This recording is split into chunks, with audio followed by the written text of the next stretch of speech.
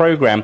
Washington is now asking itself, how has Vladimir Putin managed to get an upper hand in Washington's foreign policy dilemma in dealing with Syria? Well, let's ask Fiona Hill. She is director of the foreign policy programme at the Brookings Institute, and she's also author of Mr. Putin, Operative in the Kremlin. Fiona, thank you very much for joining us. He has certainly proved to be a smooth operative in this crisis for America. How has he managed to do it? Well, he's really been waiting, Dominic, for the right moment to act. He really has managed to grasp the drama of the debate here in Washington, D.C. The first foray that he made into this by coming up, or at least presenting, this proposal for the disarmament of Syria's chemical weapons and for announcing that the Syrians were really on board on this was on the eve of what was supposed to be the congressional vote on the issue of the use of force by President Obama. And now, immediately after President Obama's address to the nation, here we have Putin doing something that he hasn't really done for a very long time, which is using one of the foremost US publications, the New York Times, to do an op-ed from him personally, not from his foreign minister, Sergei Lavrov, or from the US ambassador, the Russian ambassador to the US, Sergei Kislyak. So it's all about timing, and it's all about the art of using the right moment and the right format to step forward. He appears to be trying to portray himself as something of a diplomatic hero by effectively saying, hey, we have a solution, and that is we'll take care of Syria's chemical weapons stockpiles. But over here in the United States, people really now say, well, look, you now have to deliver. They are in a state of shock by it because, after all, the Russians have been given the Syrians arms. It seems terribly ironic that the Russians could possibly, well, be sincere, if that's what they're trying to be, in terms of actually getting rid of those chemical weapons. What do you make of it?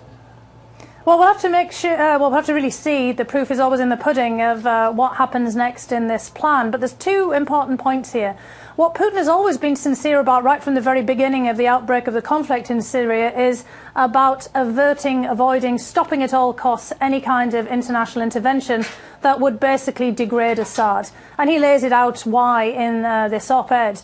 The second thing that he's done, if you read the op-ed very carefully, he hasn't taken personal possession of this plan. Now, we're all calling it Putin's plan, but in the op-ed, he puts this in a kind of passive voice. He talks about this plan that's out there and actually seems willing to share the credit with the United States in the piece for the plan. So he's going to be able to step back if everything falls apart and no doubt blame the United States and others for not really stepping up to the plate.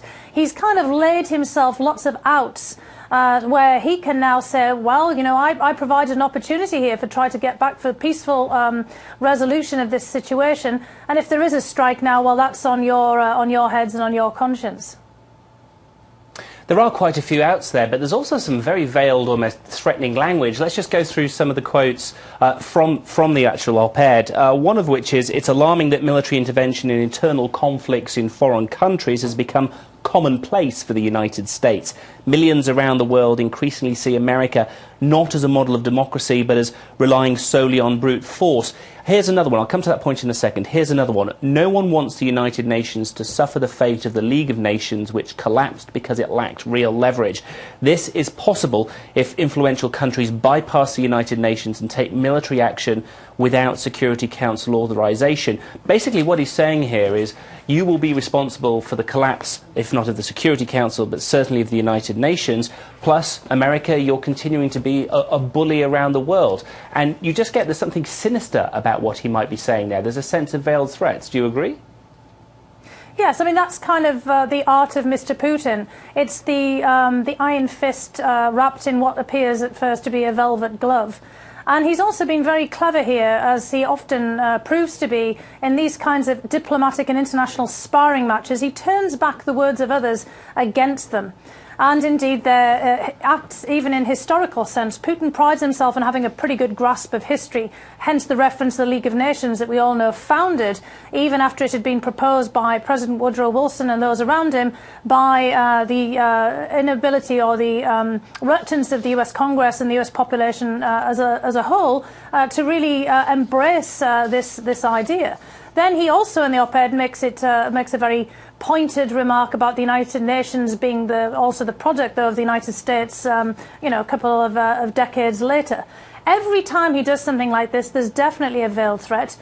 But this is, again, something that Putin's been pushing right from the beginning. He wants all of the action to be taken by the United Nations. He wants all of the deliberations there. He's trying to, by every means that he can, keep the United States restrained from any kind of unilateral action. The United Nations is an arena where Russia still has a veto and where it can tie the United States up in knots. So one of his goals is to make sure that everybody knows that it has to be in the United Nations or else. And then the question is, what is the or else?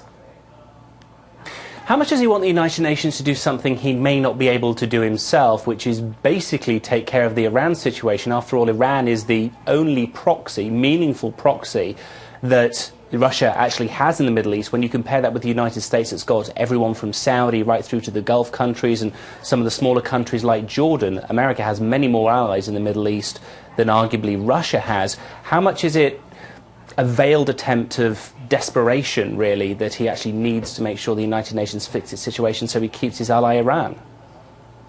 Well, he's definitely got his eye on Iran, and he even lays that out in the op-ed. And there's been a great deal of commentary going on around the Iran issue and the ties to Syria already. And it's very clear that, again, Putin wants to restrain the United States and the international community overall from a strike on Iran. But, you know, he's actually in a quite difficult situation, because one thing that you've missed in that long list of allies in the Middle East is the strange situation since the end of the Cold War that the Russian-Israeli relationship is vastly improved. And you'll note in the op-ed that Putin makes a reference to the potential for a strike against Israel as a result of all this chaos within the Middle East. And Putin has to be very careful about this now. He's got three very strange main, if you don't want to call them allies, but partners or countries that he's really interested in the Middle East: Syria and the Assad regime, Iran, and then also Israel. And we all know that that's a rather impossible triangle to basically operate within. So Putin wants to have the Iran issue, like the Syria issue, in the United Nations, so that, you know, in some respects, he can also deal with this conundrum that he has of improving his relationship that is already in a very good position with Israel. So, you know, he's got a pretty difficult and tricky diplomatic game himself to play here. And the United Nations helps him immensely, because Russia can really call the shots in the United Nations in ways that it really can't outside in any other format. One final question, I'm afraid just 10 seconds to answer this, Fiona, so do keep it tight. Does this complicate relations between Russia and the United States now? It certainly does. Putin says in the op-ed, oh, this could really help improve our overall relationship. There's one little line there. But this is a great complication. Syria is a real problem for all of us in being able to try to find some kind of resolution here that restores stability in the Middle East, but also that enables us to get on with all of the other agenda items that are pressing in foreign and domestic affairs. Fiona Hill of the Brookings Institute, thank you very much for joining us. Well,